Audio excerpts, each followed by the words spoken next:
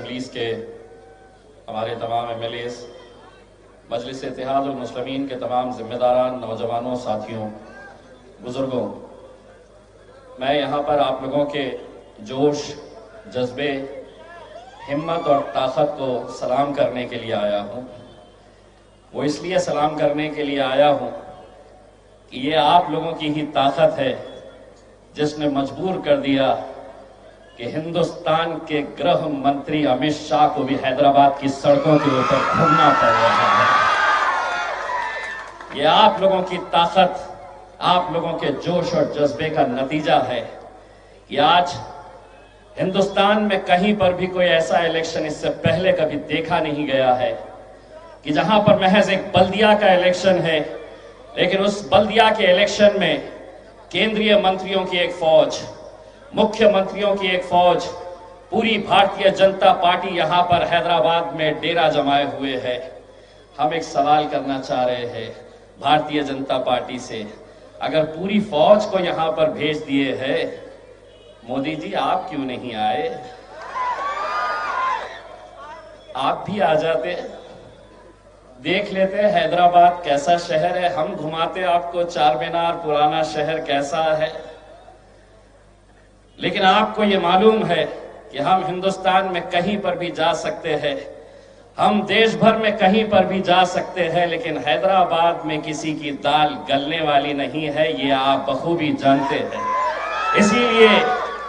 इसीलिए जो डर और खौफ आपको सताया तो आपने सबको भेज दिए, खुद दूर रहे। आप तो कल हैदराबाद आए थे वैक्सीन ढूंढने के लिए कि वैक्सीन कैसे बन रही है कोरोना की। 1 तारीख के दिन आपकी पार्टी को हैदराबाद की आवाम कैसा इंजेक्शन देने वाली है, ये भी आप देख लेते थे तो आपको समझ में आ जाता था। लेकिन नहीं, वैक्सीन कोरोना का ढूंढने के लिए आएगा। 4 तारीख के दिन आपको पता चलेगा कि हैदराबाद की आवाम कुछ हटकर है। दोस्तों, बुजुर्गों, साथियों, अगर इस देश के अंदर अगर हमने आप लोगों से कुछ सीखा है और आप लोगों ने हमें कुछ सिखाया है तो बैरिस्टर असदुद्दीन अवैसी साहब की क़यादत में इस मुल्क के मुसलमानों को, दलितों को, पिछड़ों को अगर आपसे हमने कुछ सीखा है तो अगर इस मुल्क में जीना है तो सीना चौड़ा करके और सर ऊंचा करके चलना हम लोगों ने आपसे सीखा है। मेरे भाइयों, आप लोग मुबारकबाद के हकदार हैं। आज अगर हिंदुस्तान के अंदर, अगर हम कोने कोने के अंदर मजलिस इत्तेहादुल मुस्लिमीन पहुंच रही है, फैल रही है, ताकत बनकर खड़े रह रही है। बिहार के अंदर हमने महज 5 सीटें क्या जीत ली। 5 सीटें किसी एक असेंबली के लिए बहुत बड़ा आंकड़ा नहीं होता है, लेकिन असर उसका क्या हुआ है आप अच्छी तरह से जानते हैं। हमने बिहार के अंदर 5 सीटें क्या जीत ली, इतना हड़कंप मच गया मानो असदुद्दीन अवैसी साहब वजीर आजम की कुर्सी के ऊपर जाकर बैठ गए हैं। बैठेंगे इंशाल्लाह, वहां पर भी बैठेंगे इंशाल्लाह, लेकिन उसका असर क्या हुआ है? हम 5 सीटें क्या जीत लिए वहां पर, अब महफिल सजती है भारतीय जनता पार्टी की, महफिल सजती है कांग्रेस पार्टी की, महफिल सजती है आरजेडी की, महफिल इन सब की सजती है, लेकिन चर्चा हमारा होता है, चर्चा हमारा होता। बस ऐसा हो गया है कि ये हैदराबाद की एक जमात, हैदराबाद की एक जमात जिसके बारे में लोग कहते थे कि ये सिर्फ हैदराबाद तक महदूद है, बाहर इसे कोई जानता नहीं, कोई पहचानता नहीं। हैदराबाद के बाहर मजलिस का वजूद क्या है, लोग ये सवाल करते थे। हद तो ये हो गई कि लोग ये तक कहते थे कि बैरिस्टर असदुद्दीन अवैसी साहब अकेले पार्लियामेंट के अंदर इतने सालों से जाते हैं और अकेले ही रहेंगे, लेकिन नहीं, आप लोगों की दुआओं की वजह से अब असदुद्दीन अवैसी साहब पार्लियामेंट में अकेले नहीं बैठते हैं, मैं भी बैठता हूं आप लोगों की दुआओं की वजह से। और इतने घबराए हुए हैं, सोचते थे कि नहीं ये तो अकेले रहेंगे, तो जब हम दो गए पहले मर्तबा पार्लियामेंट के अंदर, इतनी तकलीफ हुई उनको, इतनी तकलीफ हुई कि एक के दो हो गए। तो जिस दिन पहला दिन था, मुझे मालूम है नरेंद्र मोदी साहब ने अमित शाह से हम दोनों को देखकर क्या पूछा था जानते हैं? अरे ओ सांभा, अरे ओ सांभा, कितने आदमी है रे? तो सांभा ने जवाब दिया, साहब है तो दो, लेकिन 200 पे भारी है। अल्हम्दुलिल्लाह ये शुरुआत हुई। और जब मैंने पार्लियामेंट के अंदर पहला भाषण दिया तो एक भाजपा का एमपी बोला, पहले वो तो बोलते थे अब तुम भी बोलेंगे। मैंने कहा मजलिस इत्तेहादुल मुस्लिमीन गूंगे मुक्के बहरों की जमात नहीं है, बोलने वालों की जमात है और हम बोलेंगे, डटकर बोलेंगे। पहले तुम बोलते थे, हम सुनते थे, अब हम बोलेंगे और तुम्हारे बात को भी सुनना पड़ेगा, सुनना पड़ेगा। कब तक ये खामोश मिजाजी तुम्हें जीने नहीं देगी। इस दौर में जीना है तो कोहराम मचा दो। सुना है अमित भाई चले गए, मैं अमित भाई कह रहा हूं, वरना हैदराबाद की हमारी एक बहन ने कुछ अलग नाम दी थी, मैं नाम नहीं देने वाला हूं, मैं नहीं बोलने वाला हूं। वरना ये बैठे हुए हैं सामने लेकर इसमें कि वह बनाते तब बनाते, क्या बोली थी मुझे नहीं पता, अब बोल रही, ठीक है। मेरे भाइयों, मैं आप लोगों से सिर्फ इतनी इल्तिजा करने के लिए आया हूं। ये इलेक्शन और पहले के इलेक्शन में जमीन और आसमान का फर्क है।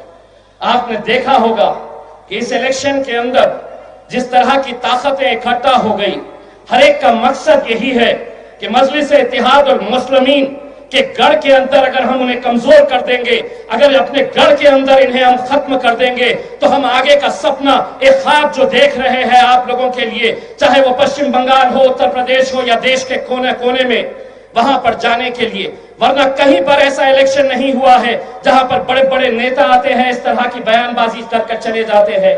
हमारी एक पश्चिम बंगाल की बहन ने बंगाली के अंदर आपने भाषण दिया है। आपको एक हम बात बताना चाहते हैं, जिस दिन आप मजलिस से हमारा ताल्लुक हो गया है, आप अगर इशारों में भी बात कर देती तो हमारी आवाम समझ जाती आप क्या कहना चाह रही है करके। ये मजलिस का एक रिश्ता है। लेकिन आज हमने देखा है हैदराबाद की सरजमीन के ऊपर कैसे कैसे बयान दिए गए। इसी तरह का एक बयान हमने बिहार में अख्तरुल ईमान साहब के एक जलसे के अंदर सुना था, जहां पर कांग्रेस के अध्यक्ष राहुल गांधी जी के मौजूदगी में वहां के उम्मीदवार ने कहा था कि असदुद्दीन अवैसी जो हैदराबाद से बिहार आया है, मैं उसके हाथ पैर तोड़ के वापस उसे हैदराबाद भेज दूंगा। पब्लिक ने उसी दिन तय किया कि तू क्या हाथ पैर तोड़ेगा, हम तुझे इलेक्शन के दिन दिखाएंगे। अख्तरुल ईमान साहब को 90,000 से ज्यादा वोट मिले, तो वो जो हाथ पैर तोड़ने की बात कर रहा था वो 20,000 में ही लपेटा गया। और अब यहां पर एक भाजपा का नेता कहता है कि अगर हम चुनकर आ गए तो हम अवैसी भाइयों को अपने पैरों के नीचे रखेंगे। एक गंजू, समझता है गंजू,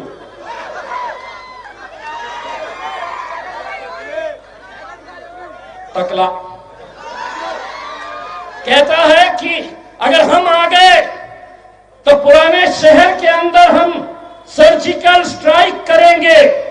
मैंने कहा कर ले, शर्त यह है जिस दिन तेरे सर पे बाल उग गए उस दिन कर ले सर्जिकल स्ट्राइक। तीसरा कहता है कि ये जो बैरिस्टर असदुद्दीन अवैसी है, तुम अगर यहां पर उन्हें वोट देते हैं तो वो बिहार में ताकतवर होता है, यहां पर वोट देते हैं तो पश्चिम बंगाल, उत्तर प्रदेश में ताकतवर होता है, यहां के लोग देंगे और इंशाअल्लाह वहां पर मजलिस ताकतवर होगी, होगी, जरूर होगी। और आप लोगों को यह जिम्मेदारी उठाना है मेरे भाइयों। आज आप जो माहौल भारतीय जनता पार्टी यहां पर करने की कोशिश कर रही, एक नेता कहता है कि यह बैरिस्टर असदुद्दीन अवैसी जिन्ना, पाकिस्तान के जिन्ना, उनका दूसरा रूप है। अरे वो जिन्ना जो थे वो चले गए। असद भाई ने यह कहा कि जीना, यहां मरना, इसके सिवा वो जिन्ना थे चले गए। असद भाई ने बोले जीना, मरना, इसके सिवा बस यही रहना है हमको। अच्छे अच्छे आएंगे, 56 इंच के 56 आकर चले जाएंगे, लेकिन हैदराबाद की सरजमीन को कोई मजलिस से छीन नहीं सकेगा मेरे भाई, मजलिस से छीन नहीं सकेगा। और ये जो जितनी भी ताकतें हैं, जितनी भी ताकत है, अभी थोड़ी देर पहले मैं आज तक के एक डिबेट के ऊपर था, एक भारतीय जनता पार्टी वाला स्पोक्स पर्सन था, उसने कहा ये तो वो पार्टी है जो अकबर अवैसी देखो कैसी बातें करता है। मैंने कहा नींद आती है तुझे या रात भर अखबार अखबार अखबार अखबार अखबार अखबार अखबार अखबार अखबार। अरे 4 तारीख तक सो जा, तुझे समझ में आएगा कि तुम्हारी पूरी ताकत लगा दिए थे यहां पर मजलिस। और यहां पर अगर लोग अपनी मोहब्बतों को इतने सालों से जो नवाजते आए हैं, दोस्तों ये आप लोगों की मोहब्बत है, आप लोगों की मेहनत है, आप लोगों की मशक्कत है कि जिसकी वजह से आज मजलिस इत्तेहादुल मुस्लिमीन पूरे हिंदुस्तान के अंदर जो फैल रही है। यकीन मानिए अगर इस बार अगर हम कमजोर हो गए तो कहीं ना कहीं आप ये समझ लीजिएगा कि मजलिस को यहाँ पर जो कमजोर करने की कोशिश की जा रही है, अपनी क़यादत को खत्म करने की कोशिश की जा रही है। मैं आप लोगों से अकबन गुजारिश करने के लिए, एक भाई और एक बेटे की हैसियत से मैं आपको इतना कहने के लिए आया हूँ, आप लोगों से ये एक भीख मांगने के लिए आया हूँ कि 4 तारीख के दिन जब नतीजे आए तो सिर्फ हैदराबाद इसका जश्न नहीं मनाना चाहिए बल्कि पूरे हिंदुस्तान ने मनाना चाहिए। और हम भी फख्र के साथ महाराष्ट्र के अंदर हमने ये कहना चाहिए कि हम भी आए थे आपके दरबार में आप लोगों से इल्तिजा करने के लिए और आप लोगों ने हमारा सुना है। बस जाते जाते आप लोगों से सिर्फ इतना कहना चाहूंगा, अगर मजलिस के साथ पूरी ताकत के साथ खड़े हैं मेरे भाइयों, तो एक बार दोनों हाथ ऊंचा करके मेरी आवाज के साथ आवाज लगाइए, मजलिस इत्तेहादुल मुस्लिमीन, मजलिस इत्तेहादुल मुस्लिमीन।